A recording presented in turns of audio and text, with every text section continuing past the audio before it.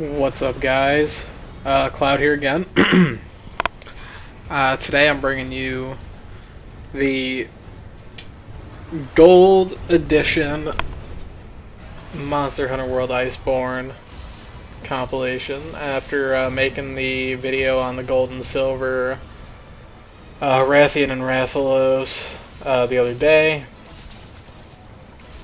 I went in and farmed Goldian, I think is what everyone calls her.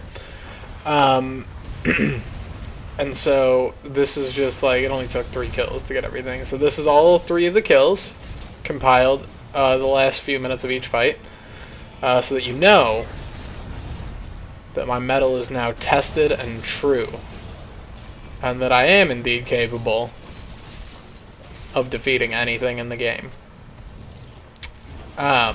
Because Furious Rajang is not in the game yet, so therefore I am not worried about my ability to kill anything. If Furious Rajang gets added, then I'm going to have some qualms about that, but that's beside the point. So, yep, this is just me. These are the last few clips of me using the black Tornaria.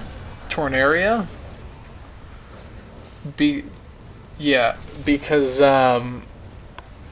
after this, we switch to Wyvern Blade Luna. Yes, indeed. And so, yeah, I mean, you know, this is just, it's going to be a lot of repeat type of, you're just going to be watching the same thing for 12 minutes, essentially. I probably got 3 or 4 Rathian mantles out of these 3 kills, and 5 Wrath Gleams. I just made sure to target the head after I cut the tail off, because the wings kind of automatically break throughout the fight. Like, you don't really have to target them. But the head, since it's not a weak point technically, you got to chalk away at all through the fight. And then, yeah, I found out that Gold Rathian's tail actually cuts off when it's about 50% of the boss's or the monster's health damaged.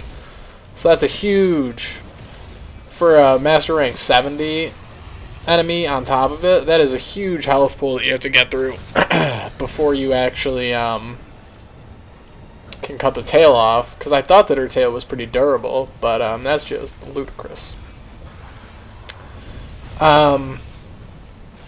Yeah, so basically this is kind of the last overall, like, obviously the last use of this, like, Black Tornaria, but even beside that, it's really the last time that I used a inferior, I'm trying to think of the word to describe, I already used the word inferior armor set, I guess, with all the set bonuses. This was like the ragtag thing that I put together. It still got the job done at the end of the day, but I switched to Master's Touch shortly. As soon as I got Wyvern Blade Luna, I immediately went and started hunting Teostros until I could get that, and then I did 1 Brute Tigrex hunt, killed the Brute Tigrex, got all the components needed for the chest piece besides the bones you get from the Rotten Vale area of the Guiding Lands, went and got those, and then finished my set, so that was nice. And basically, yeah. So, yep, this is the Monster Hunter World Iceborne Gold Edition. So, I'm just going to kind of use the time to talk about more of the points that I made in the Gold and Silver video on Gold Rathian after, you know, dying to her 5 times, whatever. I guess it's more like,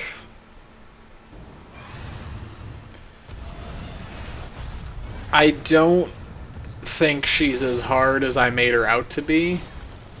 Rather, I'm just bad at the game. Like, yes, she's a tough enemy, and like there'll be people that complain about it, but like, even in these 3 kills, the kill times don't come up in the remaining 2 clips, whatever you want to use. But The second time I killed her, I brought the time down from like 25 minutes, like you saw in the first one, which was like the baseline. And I was able to bring it down to 22 minutes, and then finally in the third clip, I killed her in 17. So I ended up dropping about 8 minutes almost off of my kill time within 3 attempts. So any monster that you can do that on can't really be that hard, because Rathian still takes me like half an hour to kill, because he's really just, well, you know, he's Rathian. But yeah, I mean, I'm sure that there is I don't remember if there's background audio or not of me talking, but if there is, we're just gonna ignore that, because that's not what this video is to showcase. And so anyway, yeah.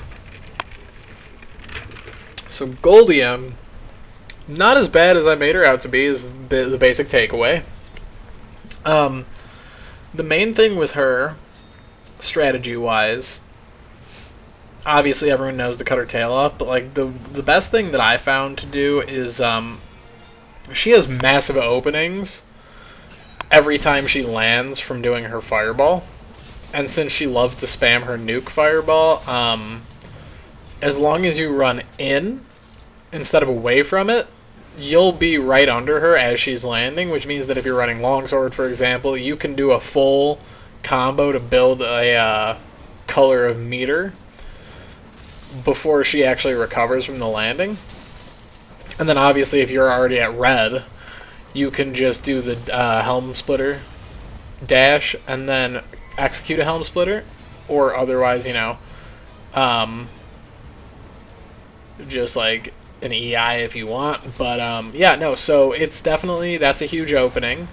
And then obviously if you can pace with her when she runs her pacer test, the third lap that she does where she slides and like finishes the combo, if you can like follow while she's doing that, you could get a few hits in pretty, I mean, you could get a whole combo in without much risk, but she's recovered by then, so you would need to be ready to dodge at any second. And then, I mean, like I said earlier in the video, her wings automatically break throughout the fight, like just from catching damage here or there, because she's not like a small monster, so it's not like,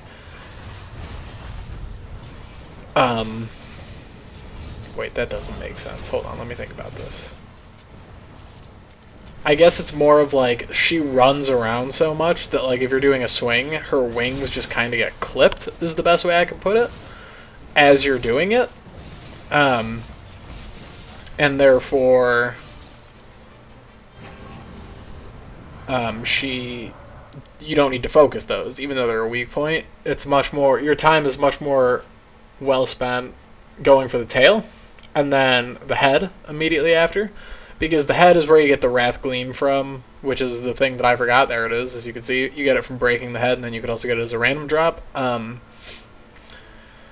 so, like, that's cool. Plus, it's nice, because if you do manage to break the head, like, reasonably before the fight ends, it becomes a massive tenderized weak point, like, the highest damage one, logically, because it is her head, but yes. And so that finishes the fight real quick. As soon as her head breaks, the fight's probably 2 minutes from being over, assuming you're putting hits on her head.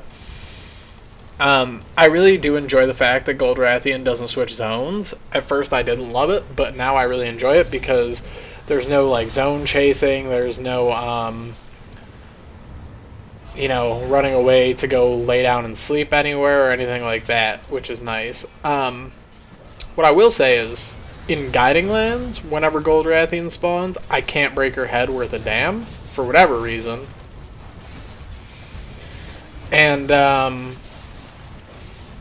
sometimes I kill her before I even break the tail, because I'm just getting random hits in. Because Guiding Lands is like a different mentality. Like, I don't know what it is, but like if I had to make one recommendation for anyone who doesn't already know, and it's something that I wish that I had known when I was going through Master Rank 1 to 100. If you're trying to get like components and stuff like mats for armor and weapons, don't do it in the Guiding Lands, please.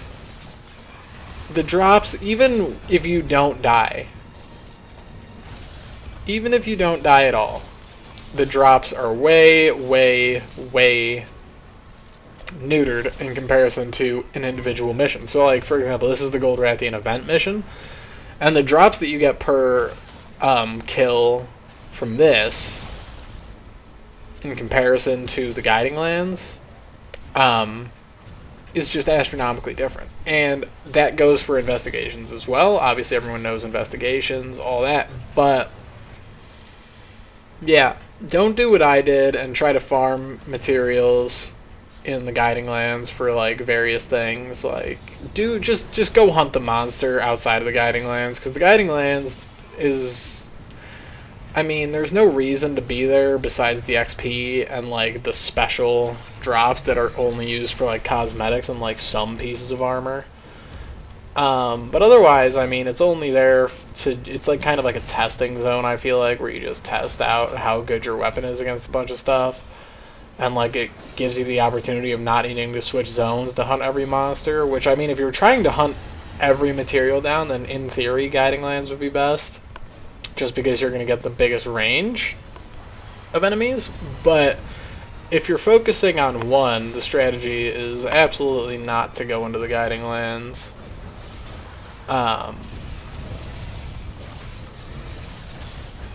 Because, you know. But yeah, I mean, that's really all I got to say. And that's the gold edition of Monster Hunter World Iceborne.